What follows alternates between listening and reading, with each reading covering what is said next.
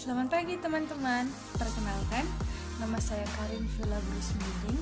Saya berasal dari kelas 11 MS3. Di sini saya akan membuat video mengenai tugas kita, yaitu mengenai video sejarah mengenai kolonialisme dan imperialisme. Baiklah, langsung saja kita mulai. Jadi, kolonialisme itu berasal dari kata koloni. Nah, koloni itu dalam bahasa Latin artinya pemukiman. Jadi, upaya yang dilakukan negara-negara penguasa dalam rangka menguasai suatu wilayah atau daerah untuk mendapatkan sumber daya disebut kolonialisme. Kolonialisme itu biasanya umumnya dilakukan oleh negara-negara yang memiliki kekuatan militer yang kuat. Contohnya seperti Portugis, Spanyol, Belanda, dan Inggris. Negara-negara tersebut yang bisa menguasai negara-negara lain, contohnya seperti negara Indonesia. Baik, sekarang kita akan membahas bentuk-bentuk kolonialisme. Yang pertama itu koloni eksploitasi, yaitu koloni yang bertujuan untuk memeras habis tenaga dengan cara kerja paksa atau kerja rodi. Namun tidak hanya tenaga, tetapi sumber daya alam juga diperas habis oleh negara yang melakukan koloni untuk kepentingannya.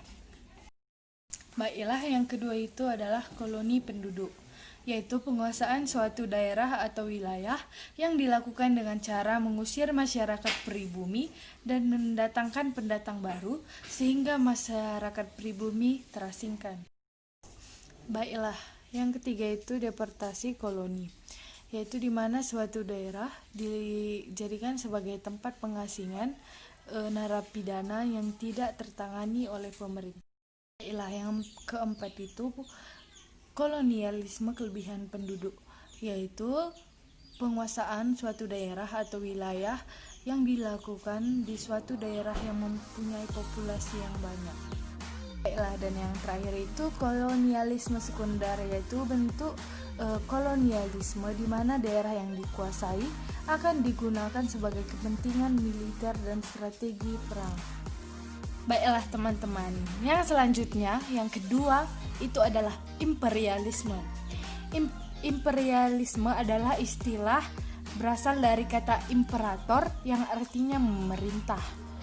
Nah, berarti imperialisme itu adalah suatu sistem dalam dunia politik yang bertujuan untuk menguasai negara lain dan memperoleh kekuasaan dan keuntungan dari negara yang dikuasainya.